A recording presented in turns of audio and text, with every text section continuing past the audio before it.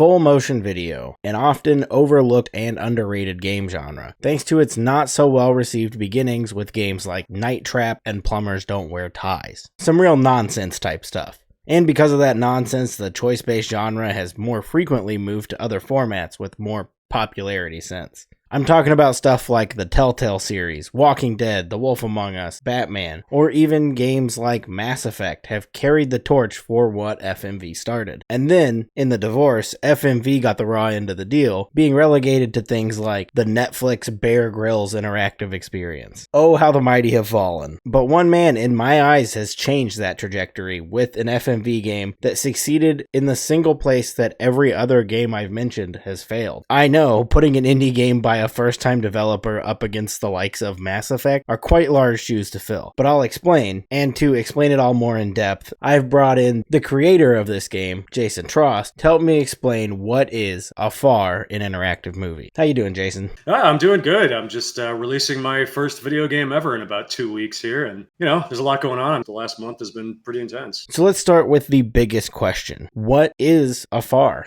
AFAR is a 90s horror-inspired full-motion video game that puts you in control of Brian Everett, a sort of private investigator for the paranormal. If you're familiar with Jason's work, then you'll know that Brian is the main character of the 2014 film, How to Save Us. It's it's a loose sequel, takes place in the same world, it's my same character, but you don't have to see How to Save Us to understand AFAR at all. There's enough clues, and any connective tissue that you need is baked into it, so don't worry if you haven't seen it. Doesn't matter. If you want to go watch it after, great. Could add some context, could not, I don't know. And yeah, it's just, I've always had an idea for it. And the great thing with choose your own adventure movies is I don't have to decide which direction necessarily I have to go with it, because there's different paths and there's 5 different endings. So I'm like, let's just throw them all in there and see what happens. You choose which one you like. In this story, Brian is hired to look for a contestant of a survival reality show called AFAR after all of the contestants have mysteriously vanished. And you'll solve this case by making one choice of 2 to 3 options at a time. And even though this is the only interaction you have with this game, the gameplay is surprisingly more than that when you bring everything together, even when it comes to things like combat. So if you are to run into a soldier, it's not going to play out the same every time.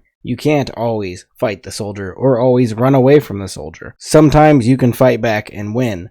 Other times, they'll shoot you on sight. It all depends on the collection of choices you make and where you're at that will decide what happens in that scenario. Same with the run-ins with the spirits. I would not only consider AFAR an FMV game, but also kind of a roguelike, as it's meant to be played in multiple runs. Once you start the game, you'll be informed that each playthrough will take approximately 30 minutes to complete. It seems short at first, but if you think there's 5 different endings and you'll be playing this at least 3 times probably to get everything depending on what you choose, I wanted it to be approachable and have replay value, because for me, a lot of these games that I've played, it's 5 different endings and the game's 10 hours. I'm like, I'm not going to go back and play 10 hours again 5 times.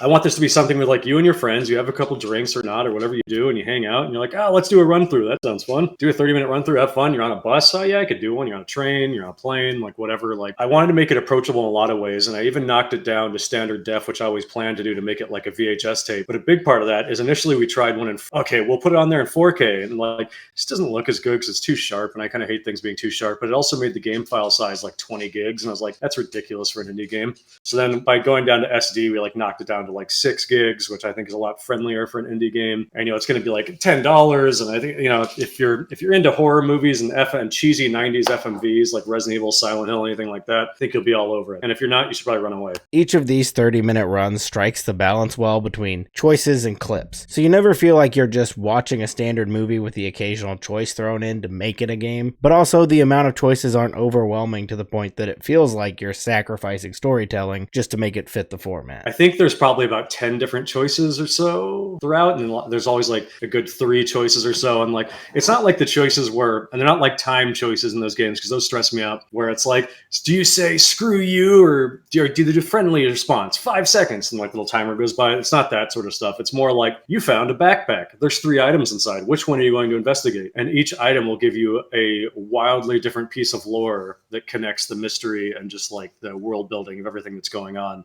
So it's kind of, if you want to get the entire story, you have to go through it multiple times to get all the different clues and contexts and notes and cameras and whatever else you come across in your journey. If we go back to the roguelike thing I mentioned earlier, if you make a choice, you are locked in. So like if you're looking at your bag on the train and you're presented with the choice to look at your phone, look at a newspaper, or look at your journal, you can only pick one. You cannot put the phone down and go to the journal. If you want to go back, you'll need to start up another run to see the other options. You make that choice, you're locked in for that run, and you die, and then you'll be sent back a choice or so. And because I didn't want to penalize you, like, go back to the beginning. So you just have to go back, like, probably maybe a couple minutes at most. But yeah, the only way you're ever going to go back is if you make a choice that leads to your death, which there are several of those, so be careful. Or not, because some of those are fun. But what this means is that there also aren't any side quests. Everything you do is important, and it alters how the story will play out. I think everything matters. Like, there's never like a throwaway one to where you're like, oh, that was stupid. I mean, there's like, yeah, I shouldn't have done that. I died. But like, there's never like I did that and that didn't mean anything. Now, maybe on the sequel when you start stuffing in way too much stuff to bloat the runtime. And now you may be like, I'm going to click away from this video because there's no way this guy is going to explain how he thinks that this can rival a game on the level of Mass Effect. And by now it should be evident to you that I'm not talking about that gameplay mechanics wise. Clearly, you can't compare a game with deep RPG and combat mechanics to a movie with choices. That would be ridiculous. This is like comparing a home-cooked meal to a 5-star restaurant. Both can be absolutely excellent for completely different reasons. What AFAR does that all these other choice-based games fail at is making your choices actually matter. The endings aren't just like, oh, he says I'm sorry instead of saying nothing. It's not like that kind of. They're completely different endings. It's like, think more like the Silent Hill games when it's like you have the good ending, the bad ending, the sad ending, the UFO ending. You've got different things going on. And I know that this has all been said by developer after developer.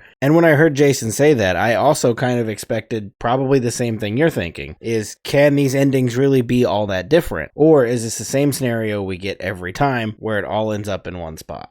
But out of the 3 runs I've done so far, the locations I went to and the endings were so different, it felt like these were 2 completely different stories that just happened to have the exact same setup. The endings were the biggest surprise to me. Usually in these games, they all end up the same no matter what choice you make. But these were so different that what I would call the twist at the end of the story completely altered the larger purpose of the story, leaving me completely shocked by the amount of difference. I could give you examples, but I really don't want to spoil this experience for anyone. But they all really do feel like they're a complete own contained story, yet connected at the exact same time. It's designed to do that, but I just played through it with some of my partner's godmothers, and they did one run through it and they really liked it and seemed to enjoy it. That's the only context I have for you, because I absolutely know what's going on because I made it and haven't had a whole lot of people play it that don't know what's going on. So I think so. AFAR really does feel like it could carve out its own special place in the indie game landscape, which is such a populated space that it's hard to get word out for. So when Jason pitched the idea of doing a video about AFAR, I jumped at the chance. Showcasing indie games has become kind of a big part of what I do here now, and I've been waiting to do this kind of video format of a developer interview mixed in with one of my essays for a long time. So I'm really happy that I got to do it with such a cool game, and also help get the word out for a game that was made by a team of 2 people. The short answer is basically yes. Like, I shot the whole thing, I wrote the whole thing, edited the whole thing, did all the posts, etc., etc., etc. There's a couple of cameos in there where I got someone to do something, but like there was never anyone on set per se but me. And at the end, Michael Lee helped me program the game, and he usually does like producing and art design and stuff for my movies. So that was fun to be able to work with them on that. Because like, yeah, I can make a Steam game, I think. And I was like, okay, cool. This conversation happened a month ago, by the way, or maybe a little bit more. Like, we started building this as a Steam game. So what surprised me is how fast you can turn something like this into a Steam game. There's so much more to my talk with Jason that I didn't have a space to put into this. And if you're interested in the full 30-minute-ish conversation, I'll get that out in some way in the future. And you can keep up with the updates for when that will go somewhere on my socials or the Blaster Goblin public Discord. But if you're interested in playing AFAR, you can get it as an interactive DVD or on Steam, and it is compatible in many different places. It's not verified on Steam Deck technically, but it works on Steam Deck. I don't know how to get it verified. I'm a new programmer here,